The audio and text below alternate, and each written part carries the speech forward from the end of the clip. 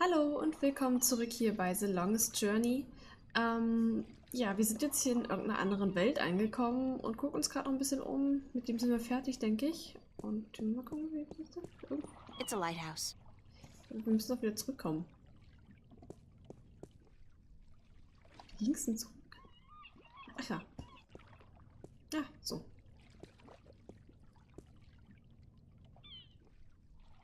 Cargo? Assorted cargo. It's a small ship or boat. I don't know the difference. Is there a difference? Der Typ sieht sehr verdächtig aus. Und da hinten geht es nun wieder zur Stadt. Gut, dann reden wir mit ihm. Judging by his ungainly stance, I'd say he's a mariner pining for the sea. Mal wieder fehlen die Untertitel. Und jedes Mal halt neu anstellen. Ich vergesse es immer wieder. Na, nee. Ach, gut. Sogar so eine schöne Pfeife dabei. Ahoy there, matey! Pardon? Isn't that how you sailors greet each other? No. What do you say then? Usually, hello. And if it's sunny, nice day for it. We might even try a how are you today then, if we're feeling adventurous. But never, ever, ahoy. This is valuable information. Aye, matey, that it be. Wir sehen viel dunkler aus als er. Und er müsste ja, wenn er den ganzen Tag auf dem Schiff ist, ja eigentlich ein bisschen gebräunter sein. Aber na gut. Why aren't you out at sea? Do you see the sail on that barge over there? Yes? Is it flapping? What? Is it flapping? Is the sail flapping in the wind? No. And why is that then? Because it's not windy? Exactly. Well, can't you just use oars or something? Oh, what an excellent idea. Now, why didn't we think of that? Of course. Oars! By Jaw's stunted left arm, that's it. Why have we been moored to the dock for a month with our merchandise dropping in value when we could have just rowed our way to GER? Are you being sarcastic? Sarcastic? Me? What in Jaw's name makes you think that? Ach Gott, der hat es gerade richtig auf den Schippe genommen hier. How long's it been since the last wind? Near a month. Ever since that accursed alchemist put some kind of spell on the wind. The Moja'll be cursed if I know why. But it's a bloody catastrophe. I've sent some good people of mine up north to deal with him. But not one has returned. Now the Areed High Council speak of sending an entire army platoon to sort him out. But I'm afraid that just might piss him off. Okay, na, vielleicht können wir da ja was drehen. Who's this alchemist who cast a spell on the wind? I believe his name is Clax. Roper Clax. Lives in a bloody rock somewhere up north, beyond Riverwood. Thanks for the chat. Aye. Na gut. Dann gehen wir zurück zum Tempel erstmal und stellen dann dem Priester, ich habe schon seinen Namen vergessen, uns zu fragen, wie wir hierher gekommen sind, was das ist. Ich schätze, solche Fragen werden das sein. Und vielleicht erzählt er uns irgendwas über irgendeine Aufgabe, die wir haben werden, denke ich mir. So. Wir haben mal alles angeguckt, sollte reichen.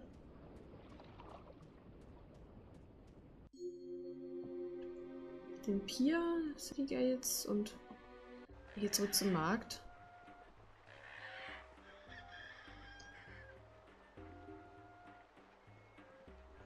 Ach stimmt, den Raben müssen wir halt noch für den Fischer wiederholen. Aber da müssen wir erst irgendwie den Münztypen da irgendwie austricksen. Und den Spieler. Westrum Tobias, genau, das ist der nämlich.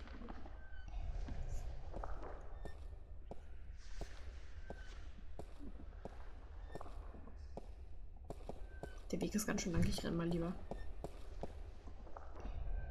Excuse me, Vestrum Tobias? Tobias. Just call me Tobias, please. I require no ceremony from a distinguished guest such as yourself. Did you enjoy the sights? I don't know. I'm overwhelmed. Walking around out there, seeing with my own two eyes things that can't possibly exist. I kept thinking, it's all a dream. I'll wake up at any moment now and everything will return to normal. But then I realized, I'm still here. It's real. I can touch it. I can smell it. You know what? It doesn't make sense. Nothing makes sense here. Magic, alien creatures, parallel worlds. I don't believe in those things. I don't believe in fairy tales. In your world, in Stark, there is no room for magic. That is, and always has been, the curse of science, the fallibility of logic and order. They leave no room for the imagination. If it does not fit into the narrow perception of the laws of nature that your world adheres to, it's a fairy tale. But then, magic has its downsides too. It's unpredictable. It invites chaos. It puts the balance in peril in a way that science alone never could. I keep hearing about the balance and about Stark and Arcadia and... This is probably going to sound strange to you, but I'm clueless. I have no idea what this place is or what I'm doing here or... All I know is that something strange is happening in my world, I guess. I had dreams, and the dreams felt so real, and then things started happening in real life too. Things that couldn't happen, and I think I will begin at the very beginning. I believe that is why you were sent here, to learn, to understand, to see for yourself. Like you said, you cannot believe in this place. Well, you will. After you have learned the truth, you will. Come with me, and I will tell you the story of Earth as your books never have. And when your eyes and ears are open to the truth, perhaps your mind will follow. We can only hope. Come. Okay.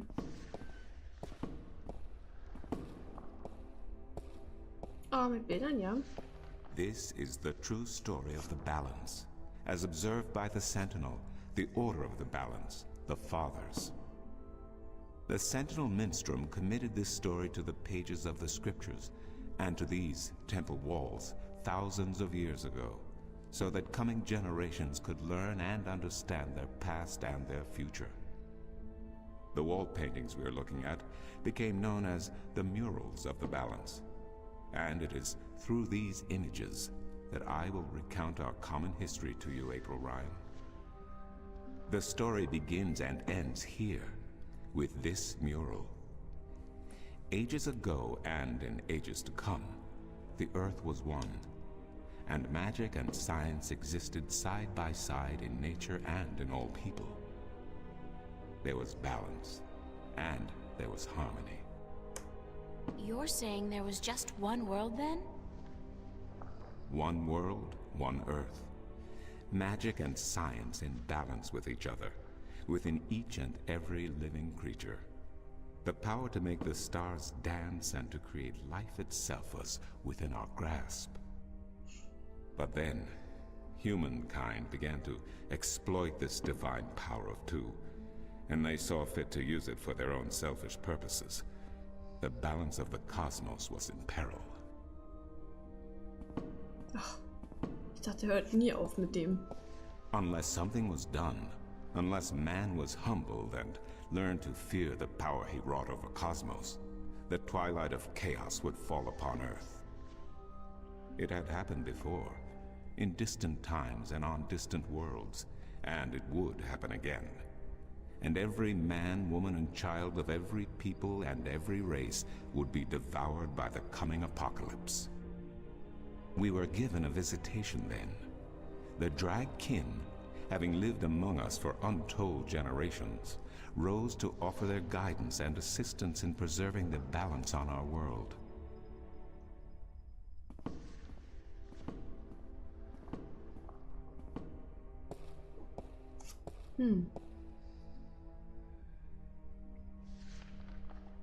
The drag? I think I've heard that name before. Draken, Draken, dragons, whichever name they go by, they remain the eternal servants and custodians of the balance. There were 4 of them here on Earth, and of the 4, one who would found the order of the balance, the Sentinel. The first minstrel were instructed that magic and science would have to be separated before the balance collapsed and brought untold disaster. Earth would have to be split in 2 equal parts. Arcadia and Stark, magic and science, chaos and order. The first Sentinel were counted 13, 6 scientists, 6 magicians, and one who was between, the Draken, our mentor, our custodian, our learned guide. Both magic and science were needed to perform this most difficult of tasks. To split a world in 2, to create 2 worlds from 1. Wasn't the use of that kind of power dangerous to the balance? Yes, and so for this purpose, they built a tower to channel their powers and focus them on the divide that they would create. The kin had brought a disc with them, a disc forged in the fire of their world. Placed at the base of the tower and the epicenter of the divide, the disc and the tower would become one, a conduit for the flow of magic and science. At the appointed hour, the 13 came to the tower, and with them a woman whose destiny was decided by the purpose to which she had been born. She would be the first guardian, the human protector of the balance, who would stay in the tower for 1,000 years to watch over the 2 worlds and to ensure that the flows of magic and science were always equal. And so the ritual began.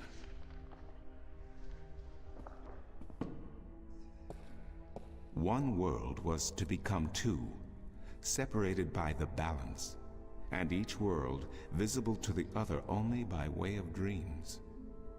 Who was ushered into which world was not an arbitrary choice, nor one taken lightly. For the magical creatures, the choice was simple. They had to go to Arcadia. Their kind would not survive in Stark. But for others, families were torn apart, lovers separated, and friends lost for all eternity. Encircled by the 12 and the one who would be guardian, the disc at the base of the tower began to spin faster and faster as more and more power flowed through it, until it was a blur. Darkness enveloped the tower, but the disc glowed brighter and brighter. Reality turned, and in one moment, a new reality had been created and 2 new worlds born. In the tower there was silence. The original disc had disappeared, and in its place was a smaller counterpart, a similar yet different disc. Around and outside the tower the world looked different.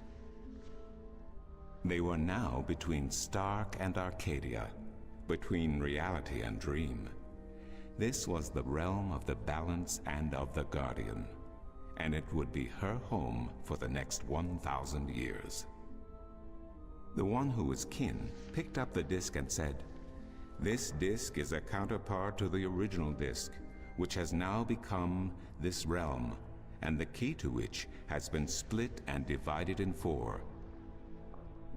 The key is the disc, and the disc is this realm." This mystified the 12, and the one who was kin continued, "Know only this. The Guardian's realm cannot be broken unless the disc is broken. But nor can it be repaired without the disc being repaired. The 4 pieces that is the key will be given to the 6 of you who are to be taken to Arcadia for safekeeping.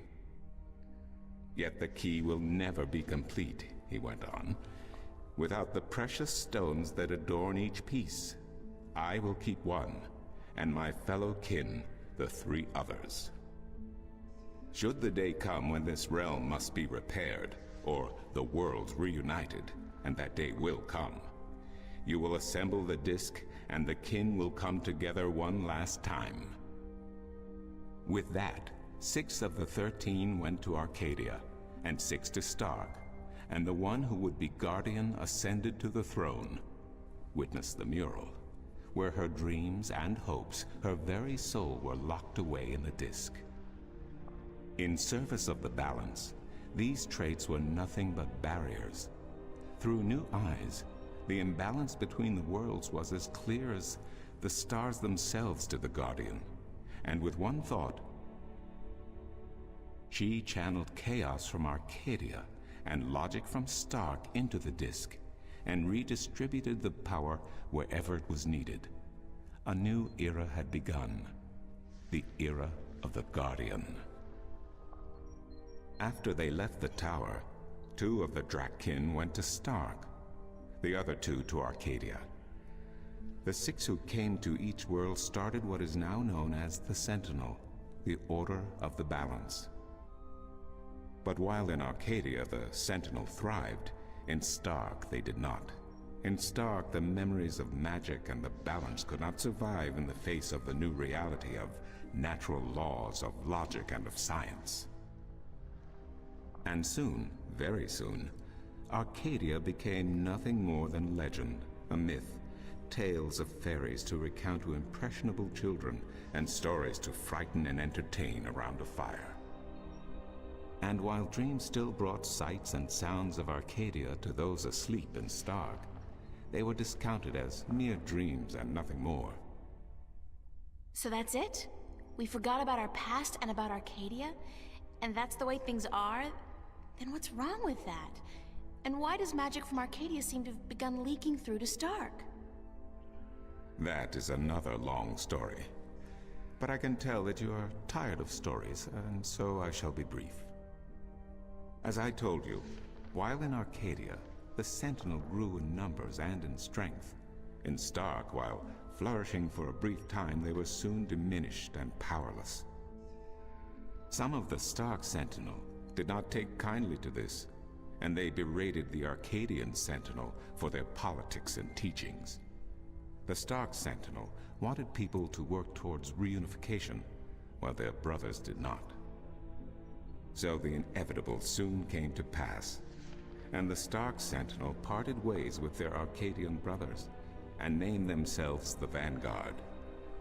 And while at first their philosophy was not so different from ours, over the years it changed radically. The Vanguard wanted the divide torn down, the worlds reunited, and the return to what they called the Glorious Ages, when humankind could control the forces of cosmos. But first they needed their own servant in charge of the balance, their own guardian. Now, every 1,000 years, a new guardian took the place of the old one, because no one can be separated from their souls for any longer than 1,000 years. Every 1,000 years, a new guardian was born. The balance provided the seed from which a new fruit grew. But now, it has been 200 years since the previous guardian, the 12th guardian, was to be replaced. Every new child born to the balance has been taken away by the Vanguard to be studied in an attempt to control them. In every instance so far they have failed, but the 12th guardian could wait no longer. Only a short time ago the disc in the tower shattered, and the guardian left his throne. The balance is now untended, and we have yet to find a new guardian. Unless we do so, the Vanguard may get their chance. And they may be able to place their own puppet on the throne, to rule the balance according to their principles. And this we cannot allow. It will mean the end of Stark and Arcadia, and the dawn of an era of chaos. Now do you see? I understand the history. I can even accept it.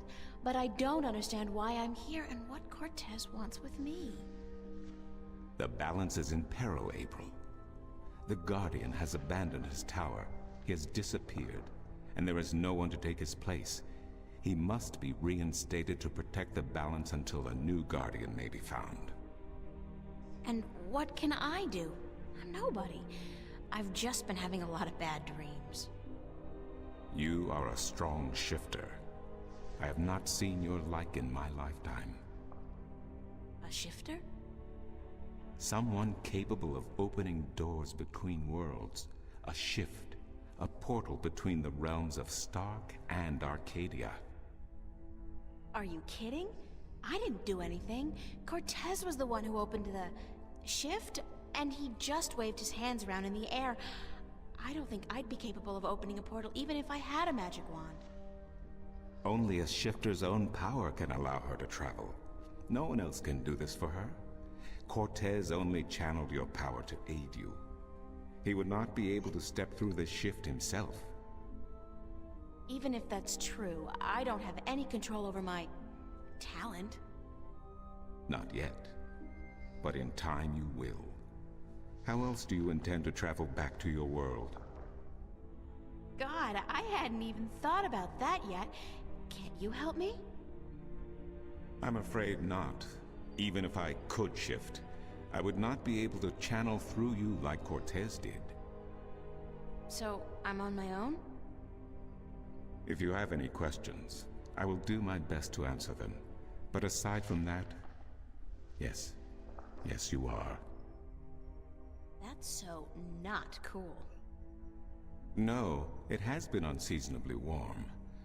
If you don't mind, I will return to my studies now. Thank you for listening to an old man and his long stories. No, thank you. It's starting to make a little bit of sense now.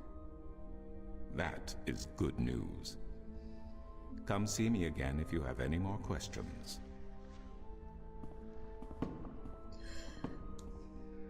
Okay. Boah, also, oh Gott, oh Gott, oh Gott. Das war mal... Ich guck mal eben noch ins Tagebuch. Hm.